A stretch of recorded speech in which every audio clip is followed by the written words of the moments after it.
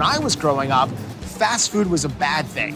And I think over the past couple of years, we've been very excited to see this new emergence grow that we call fine casual. And as customer habits have changed, chefs have changed. Je pense que les barrières entre gastronomie et ce type de cuisine, ils sont partis. On fait ce qu'on veut.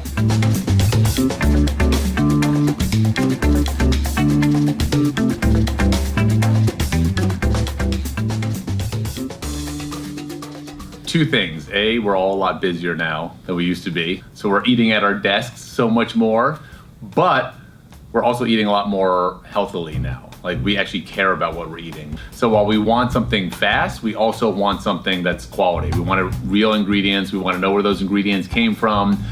We actually want to feel good after we ate. And as customer habits have changed, chefs have changed. What's cool now and what's interesting now and what's sort of provocative now is so different than what it used to be. Par rapport à l'ensemble des métiers créatifs et artistiques, la cuisine, elle a eu énormément de retard. Il fallait respecter les grands hommes de la cuisine, etc. Les pères, il fallait surtout pas toucher, et sinon c'était un peu blasphémé. Je pense que la cuisine, on peut le considérer comme de la peinture. On peut peindre avec beaucoup de produits, beaucoup de couleurs.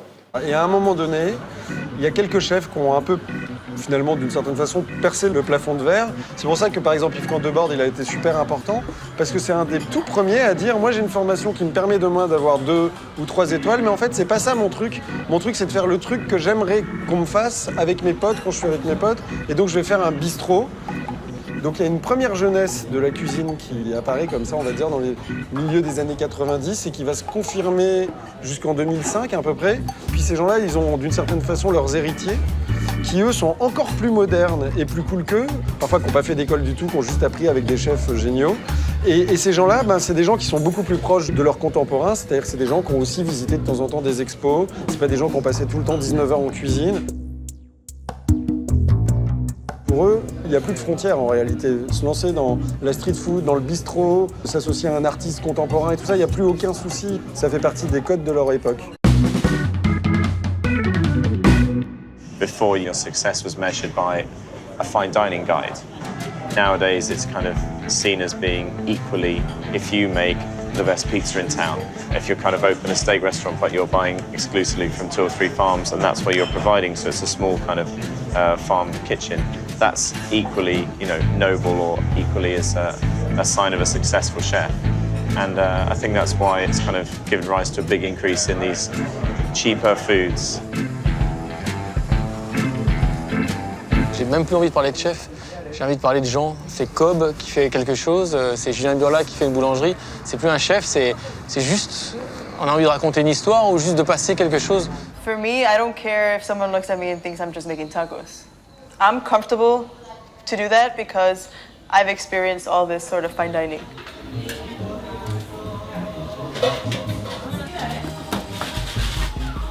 I grew up in Chicago in a Mexican neighborhood with a lot of taquerias and a lot of everything Mexican.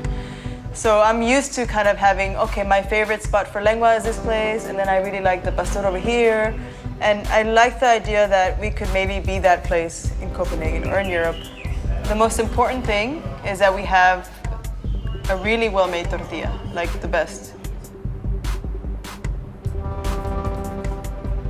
The idea of this kind of restaurant has definitely become more acceptable and has sparked off inspiration in chefs that will go, okay, I don't necessarily want to go down that road. And they can create something that's desirable and they get recognition for, because I think they've got the knowledge and the expertise to be able to manipulate the ingredients they've got and put the work in. They can make really interesting food. And because people are more into going to like street food market, it's become way more acceptable. We realize as diners that some of the most interesting food can also be some of the most casual or some of the most simple or some of the most unpretentious. Et on peut effectivement devenir quelqu'un en faisant quelque chose de populaire, et ça, c'est très important et c'est génial. Et encore une fois, ça tient de comment on le fait, quoi.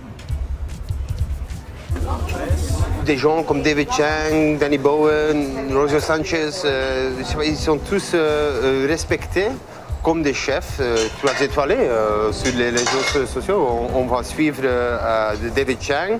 et aussi René Redzepi. C'est un niveau là. C'est des gens qui veulent faire quelque chose et qui veulent faire parfait. Les chefs se sont libérés de ce carcan qu'est la gastronomie ou le restaurant. Et c'est vrai que travailler souvent dans un restaurant, au bout de quelques années ou quelques dizaines d'années, le sens peut être un peu perdu. Et se retrouver sur d'autres terrains de jeu, et maintenant c'est permis en fait, c'est ça le truc qui est intéressant, c'est que c'est accepté et les chefs eux-mêmes l'acceptent de le faire. Et c'est ça qui est pour moi une vraie révolution.